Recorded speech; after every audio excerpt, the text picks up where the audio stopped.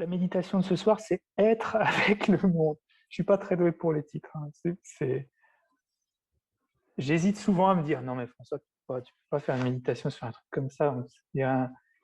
On dirait l'encart méditation de ça m'intéresse. 3 lignes sur la méditation.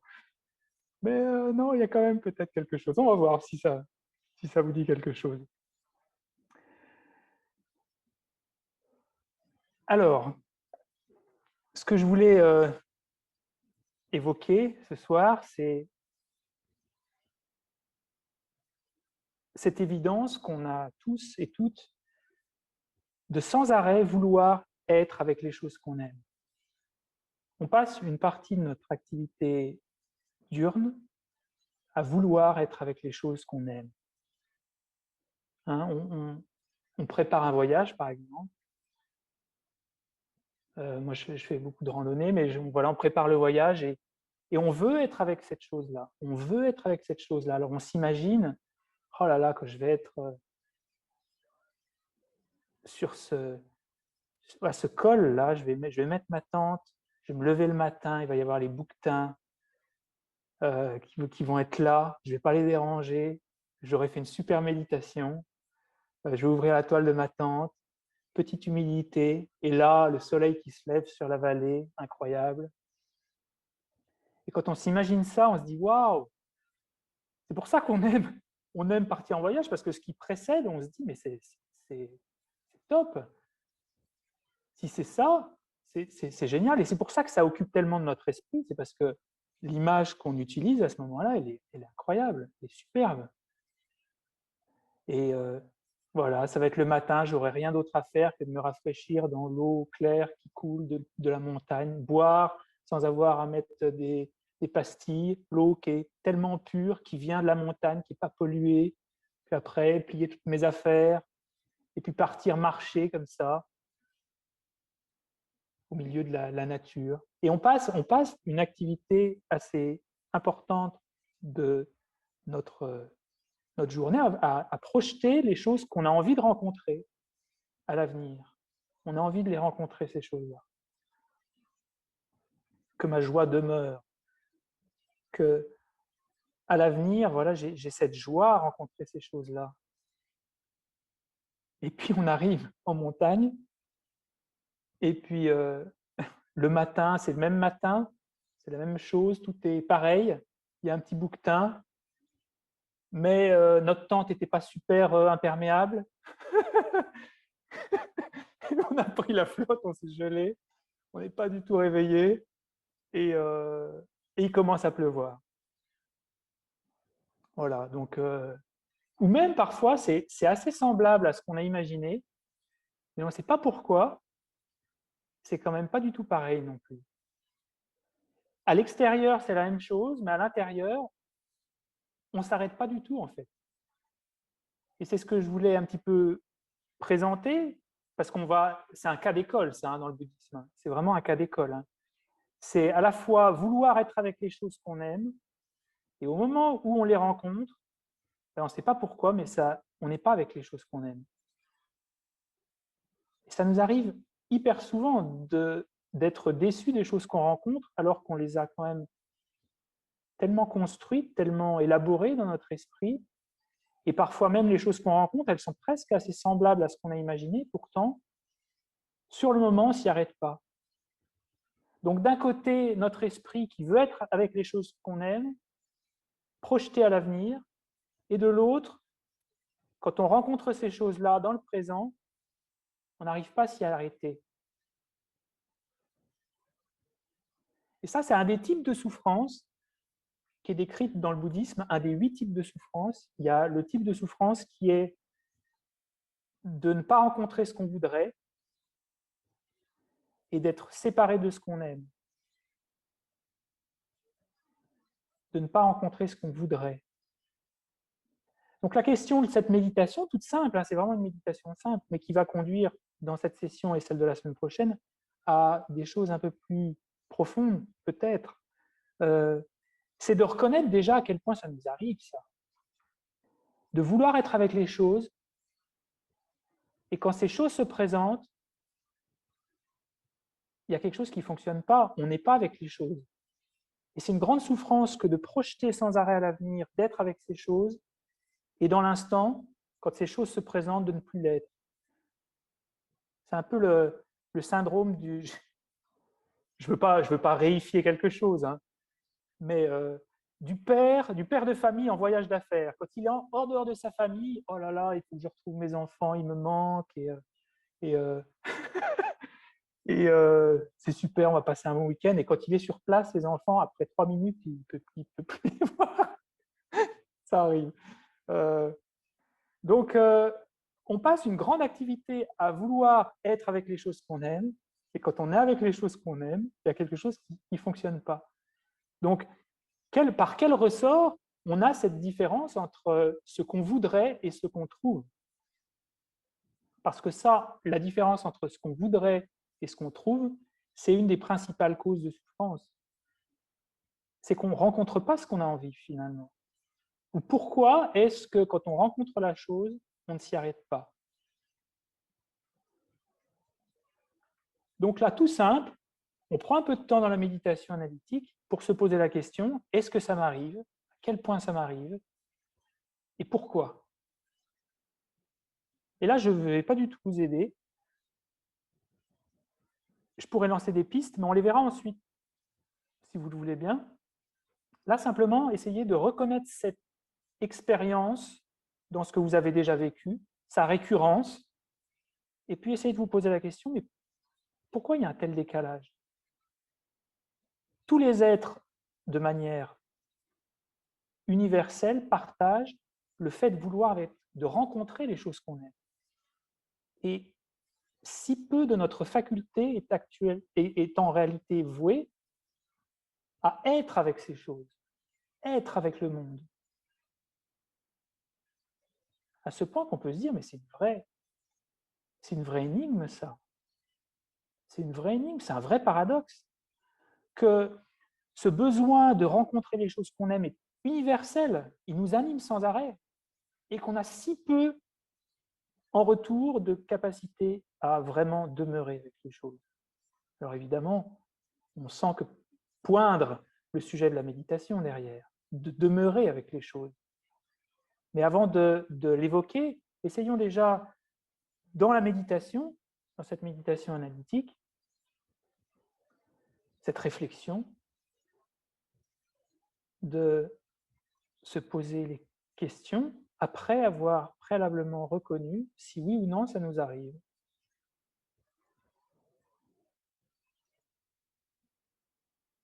Alors je vous invite à reprendre une position de méditation, mais vous n'êtes pas obligé, vous pouvez rester assis. Si vous êtes couché, c'est très bien aussi. Tant que vous ne piquez pas un petit somme.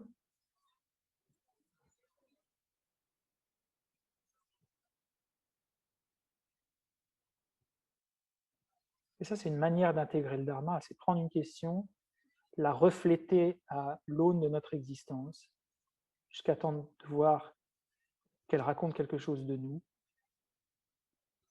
et trouver quelque chose qui va ouvrir sur un changement de point de vue. C'est ce que fait un comédien d'ailleurs. Il a un texte extérieur, il le fait sien, à travers un personnage, à travers ses propres émotions. Nous, on fait la même chose. On prend ce sujet extérieur que j'ai abordé, qui est volontairement extérieur, et on va l'intégrer. Ok ?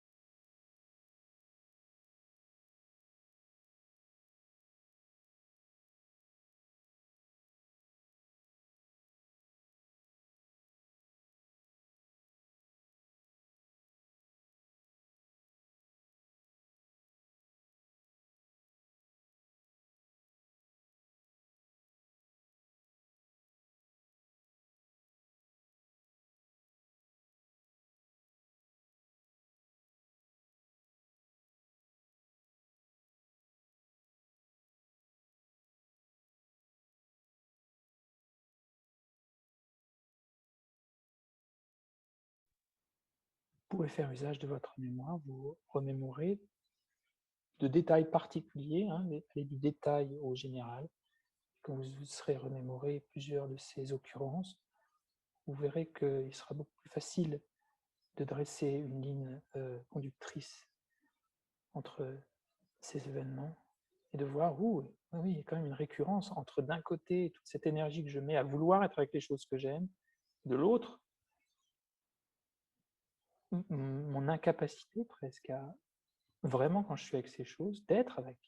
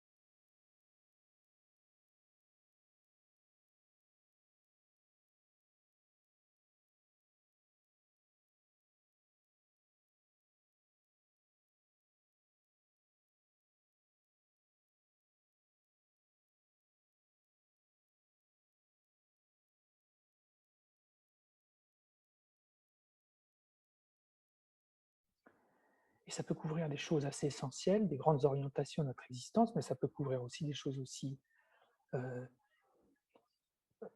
quotidiennes, que passer du temps à imaginer le bon petit repas qu'on va se faire au moment où on le mange, on n'est pas du tout là, on n'est pas du tout avec la chose qu'on aime. Hein, donc, essayez de voir que ça peut couvrir aussi euh, différents degrés d'importance.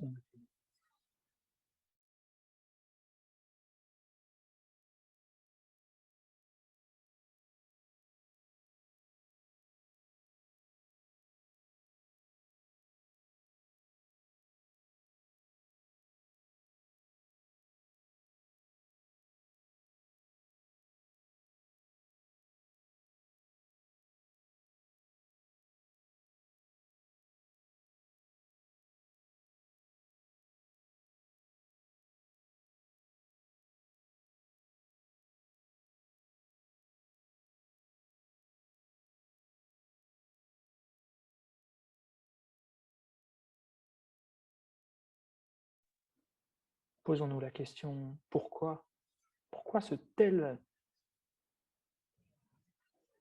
gouffre presque entre toute cette énergie qu'on passe à projeter ce qu'on voudrait et rencontrer les choses qu'on aime, et à l'inverse, que c'est très difficile d'être avec les choses.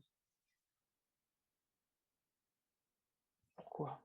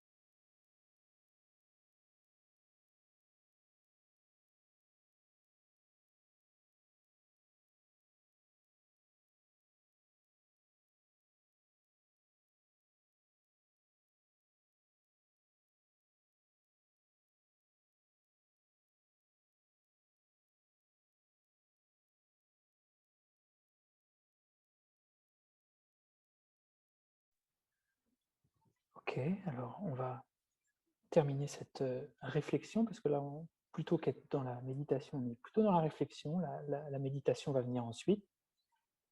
Donc, si vous voulez marquer des idées dans le fil de discussion, du pourquoi, n'hésitez pas pour alimenter la discussion.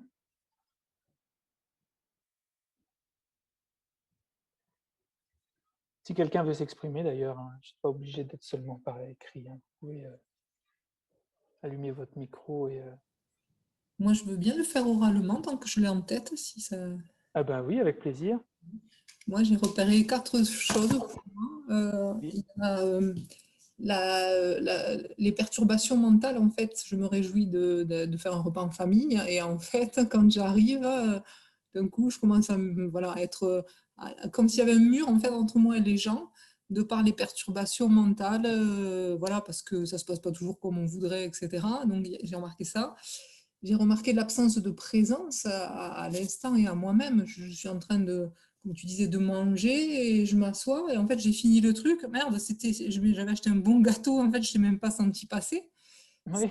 Donc, alors les perturbations mentales, manque de présence, Ouais. d'accord, Le manque de gratitude aussi, manque c'est-à-dire de que gratitude. dans l'instant, en fait, j'ai la chance de respirer, de vivre, de manger, tout ça, et c'est voilà, manque de gratitude. Et le manque aussi de curiosité, d'émerveillement. De Ouais. l'instant que je vis. Le manque de curiosité, le manque de gratitude. Ok, d'accord. Voilà. Super, merci. Merci à vous. Alors, j'ai l'impression que je n'arrive pas à être le metteur en scène et l'acteur en même temps. Ah, ça c'est dur, hein. En général, les films où il y a un acteur et un réalisateur qui fait le même rôle, en général, les films, c'est pas toujours, c'est pas toujours réussi. Ok. D'autres personnes veulent partager? Oui, ce que je voulais dire par là, c'est qu'en fait, Catherine, oui. quand je veux quelque chose et que je finis par l'obtenir, en fait, je suis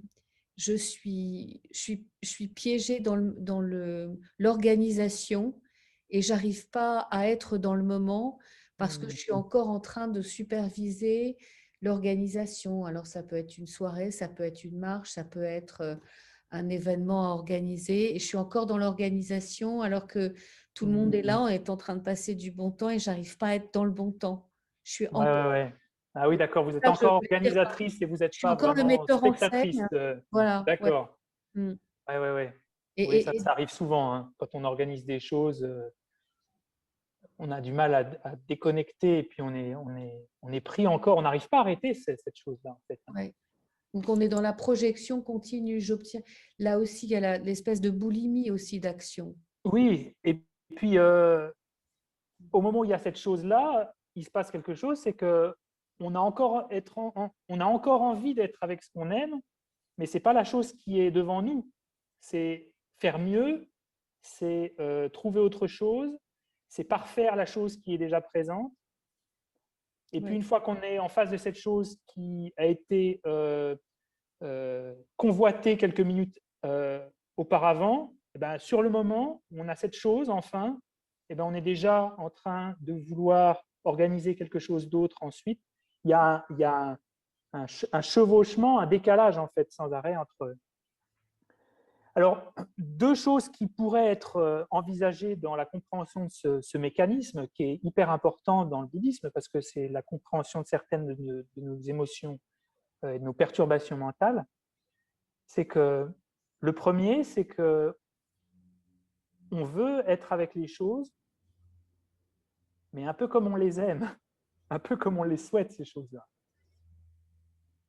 Entre le moment où je prépare et le moment où je fais face à la chose, il y a deux réalités. La première, c'est la réalité que j'ai préalablement imaginée, et la deuxième, c'est celle qui arrive vraiment, et qui n'est jamais vraiment comme on l'a préparé. Et quand on veut préparer quelque chose de positif, on n'imagine pas tous les problèmes.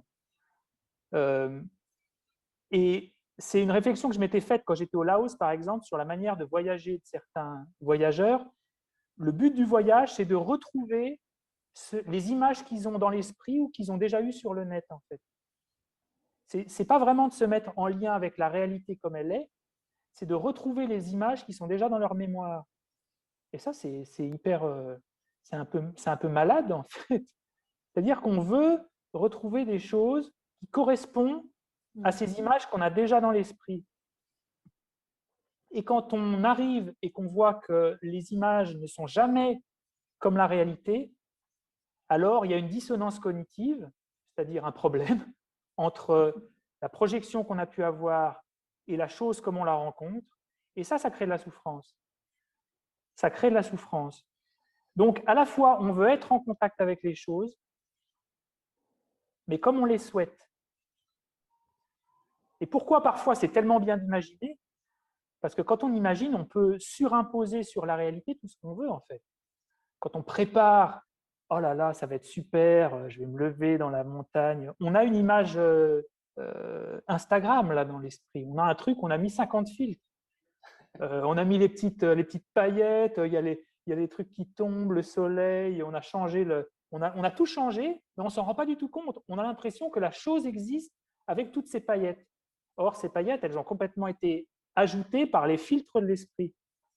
Et quand on arrive en face de cette chose-là, pourquoi on ne s'arrête pas devant cette chose-là?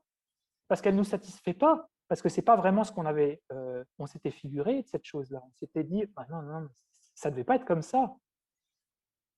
Et à ce moment-là, comme il y a une dissonance cognitive, il faut que l'esprit rétablisse une forme de réalité. Alors, qu'est-ce qu'on se dit? Il faut que je transforme cette chose-là ou que j'aille chercher à nouveau quelque chose de mieux. Et donc, sans arrêt, on est en train de courir après nos projections qu'on ne rencontre jamais. Et quand on ne rencontre pas ces choses qui ont été imaginées, ça produit une forme de souffrance. On a bien d'autres pensées que ça. Ça, c'est assez schématique d'ailleurs. On a plein de moments où on est très en contact avec la réalité. Mais nous, on essaie de voir une tendance ce soir. Donc la question qu'on va poser, c'est en réalité, on n'est pas vraiment toujours enclin à chercher les choses comme elles sont, mais comme on les souhaite. On veut des choses qu'on projette, des choses qui n'existent pas vraiment. Et donc, on ne souhaite pas être en contact avec les choses, puisque les choses n'existent que de la manière dont elles sont. Ça, c'est une note que j'ai prise. Mais en fait, ce qui est vraiment pernicieux, c'est que quand on s'imagine toutes ces choses, en réalité, on ne cherche pas à être en contact avec les choses. On ne cherche pas à être en contact avec les choses qu'on aime, puisque les choses, elles n'existent pas de la manière dont on les projette. Elles n'existent pas toutes ces paillettes. Et on comprend que le problème, c'est en réalité de vouloir des choses qui n'existent pas. Et comment ça s'appelle dans le bouddhisme? Ça s'appelle l'avidité, ça s'appelle l'exagération des qualités de quelque chose, qui crée un différentiel qui à un moment nous fait tomber et qui nous fait dégringoler.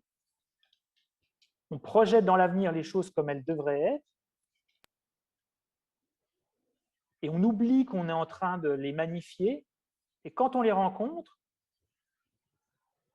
voilà, un père de famille, son fils, il a des problèmes, son fils, il n'est pas toujours aimable, et on n'arrive pas à demeurer avec ces choses-là parce qu'elles sont tellement différentes des choses qu'on s'est imaginées. On n'a pas envie d'y demeurer avec ces choses-là.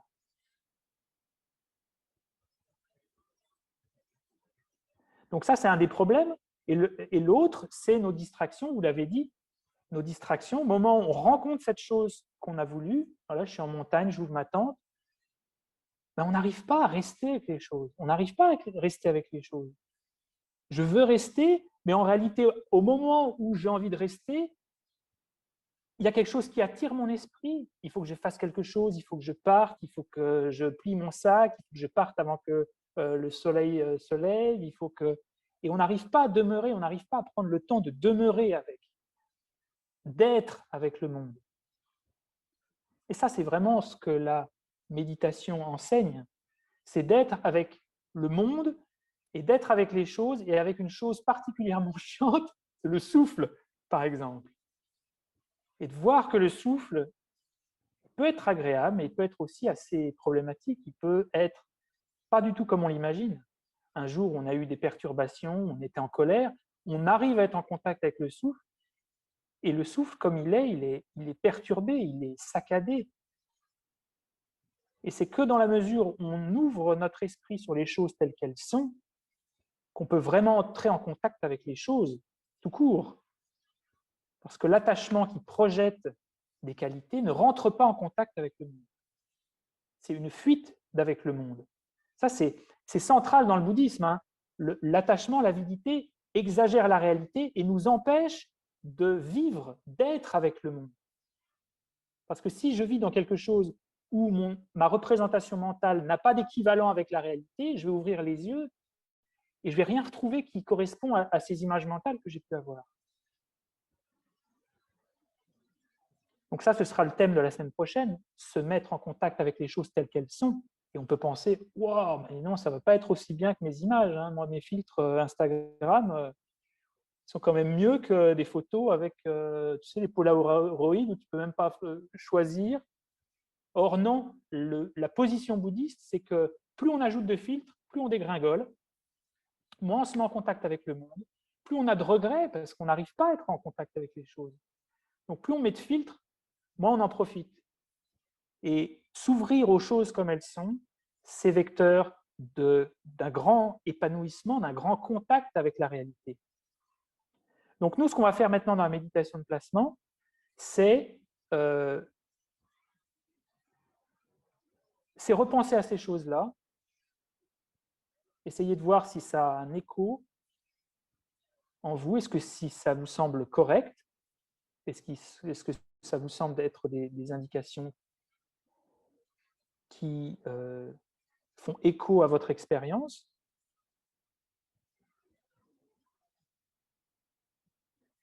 Et si c'est le cas, alors vous pouvez commencer cette méditation et vous souvenir de ces choses-là, de les répéter encore dans l'esprit. Ça, c'est vraiment la méditation analytique. Hein.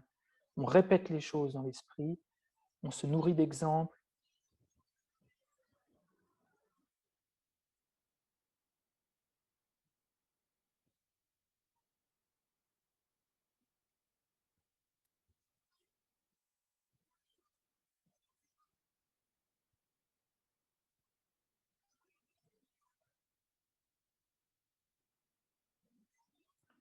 Ce fait qu'on ne veut être en contact avec la réalité que quand on n'est pas devant la réalité. Quand on est vraiment à ce repas de famille, que les choses ne se passent pas vraiment comme on a préparé, c'est difficile de se mettre en contact avec la réalité parce que ça ne correspond pas à cette image qu'on a eue. Mais si on n'avait pas cette image préalablement, si on n'avait pas grandi, magnifié les choses, il aurait été beaucoup plus simple de se mettre en contact. C'est difficile de se mettre en contact pour autant qu'on a eu préalablement une image magnifiée. Si on n'a plus d'image magnifiée, alors voilà, on peut être beaucoup plus à l'aise, beaucoup plus entré en contact avec les choses.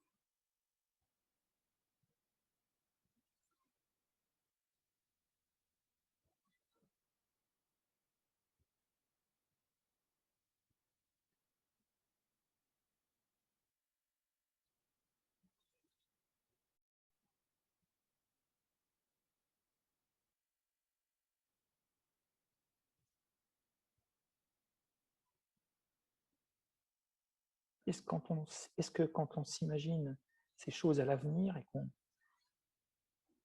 se dit: «Ah ouais, ce serait super», est-ce que c'est vraiment la réalité qu'on imagine à ce moment-là?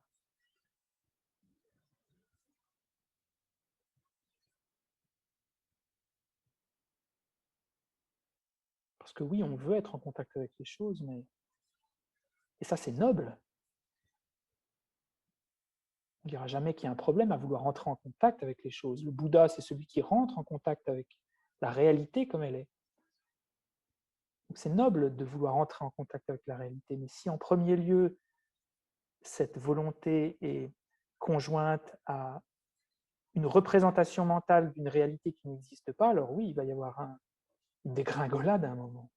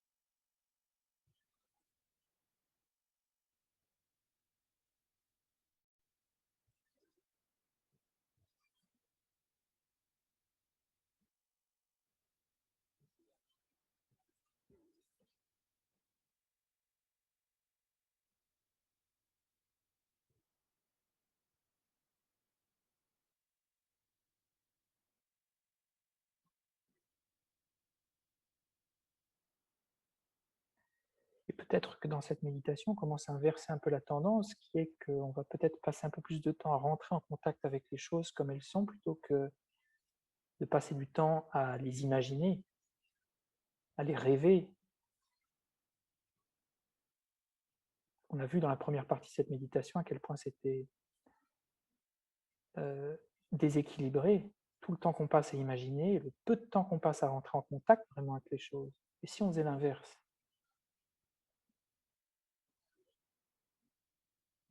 Puisque de toute façon, dans cette phase d'imagination, on ne maîtrise pas du tout l'avenir, on ne maîtrise pas du tout les variables. C'est une perte de temps souvent. Tout ce temps qu'on passe à imaginer des choses qui ne se passeront jamais. Alors on peut commencer à avoir le souhait, et ça, ce souhait, c'est le moteur de la méditation, ça. Le souhait à entrer en contact avec les choses comme elles sont. Cette aspiration forte.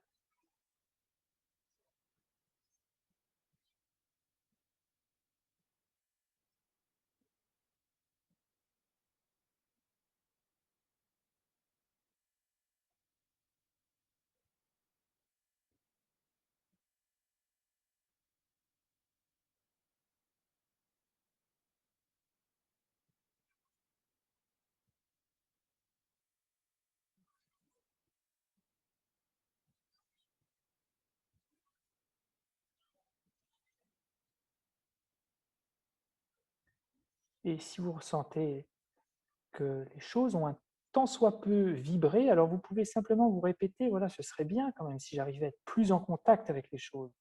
Parce que c'est quand on a cette aspiration authentique qu'on va se mettre en action de vraiment le faire. Ça commence par l'esprit, puis ensuite la parole, puis ensuite le corps. Quand on a cette motivation, ah là là, mais ce serait bien que la prochaine fois que j'ai un dîner en famille, je sois vraiment en contact avec les choses. C'est pas vain, c'est pas parce qu'on est assis sur un coussin que euh, ça se manifestera pas vraiment. Non, là, on plante des graines pour que ça devienne une habitude. Mais ça commence dans l'esprit. Donc cette aspiration, puissais-je entrer en contact avec les choses comme elles sont, on peut la répéter. Et ça, c'est vraiment ce qu'on appelle la méditation, se familiariser encore et encore. Puissais-je entrer en contact avec les choses? Je n'ai pas une vie qui est infinie.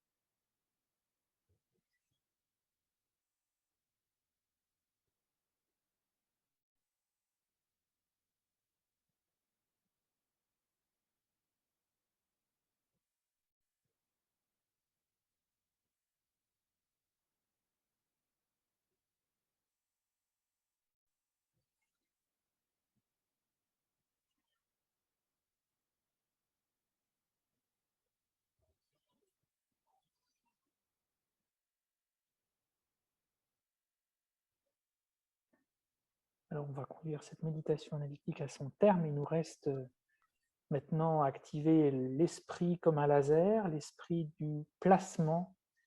C'est-à-dire que maintenant qu'on a fait surgir dans notre esprit une forme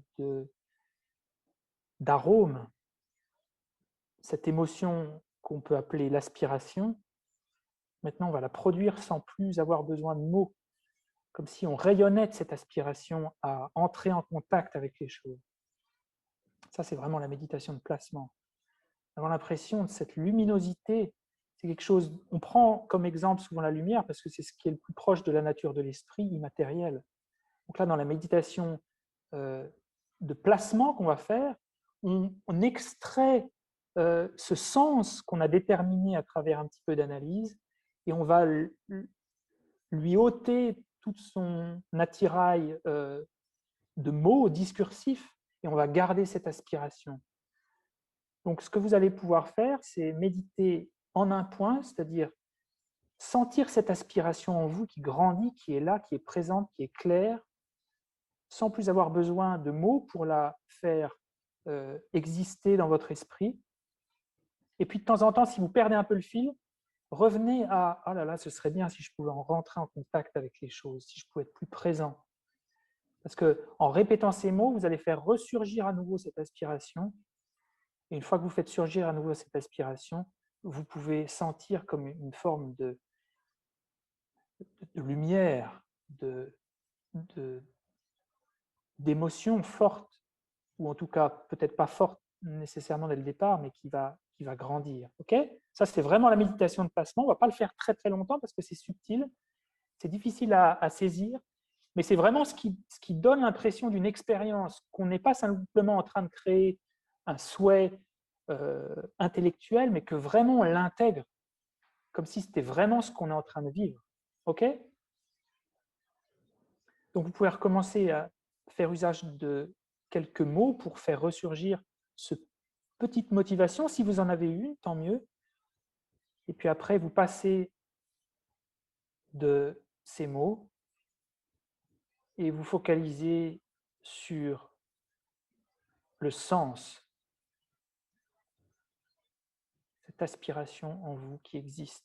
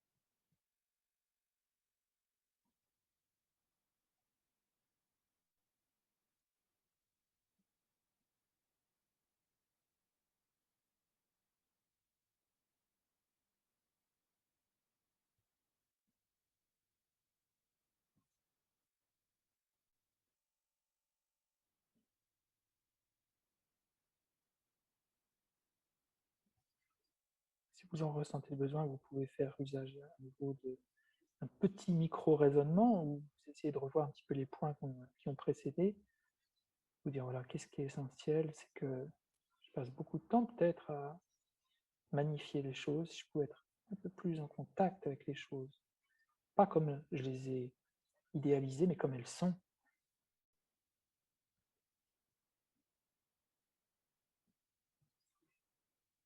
Sentir que ça déclenche en nous une forme de micro-aspiration, et c'est là-dessus qu'on focalise notre esprit. on laisse cette aspiration, cette motivation demeurer et se répandre à l'intérieur de nous.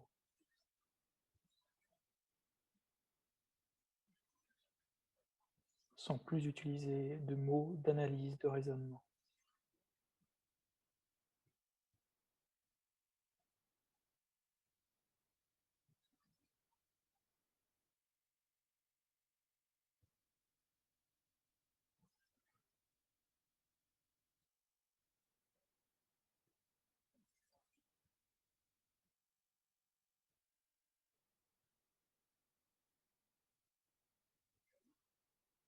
Pensez que cette nouvelle émotion, cette aspiration, c'est vous.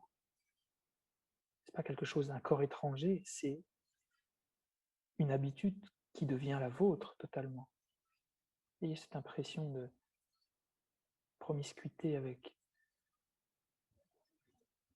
cette forte motivation.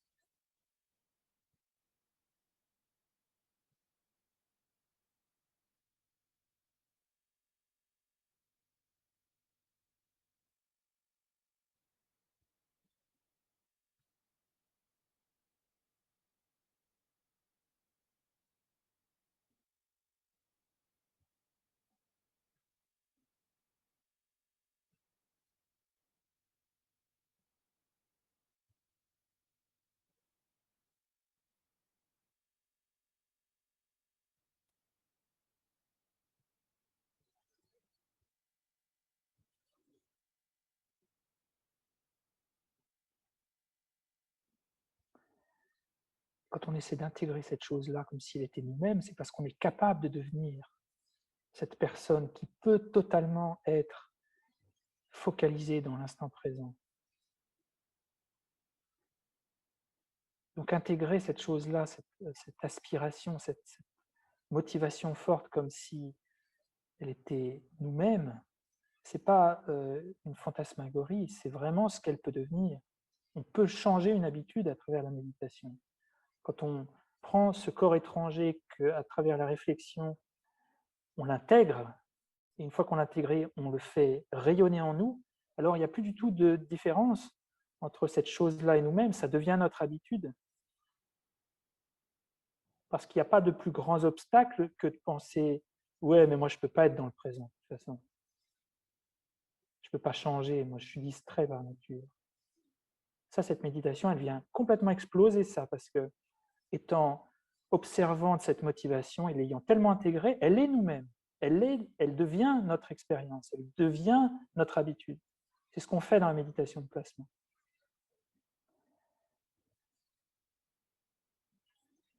Ok. Alors on va terminer par la dédicace. Voilà, que ça c'est un message des Bouddhas, c'est que la souffrance vient de cette distance qu'on prend avec le réel. bien, puissent tous les êtres demeurer dans le monde tel qu'il est. Voir la nature des choses comme elles sont et percevoir la nature de leur propre esprit, se mettre en contact avec leur propre potentiel.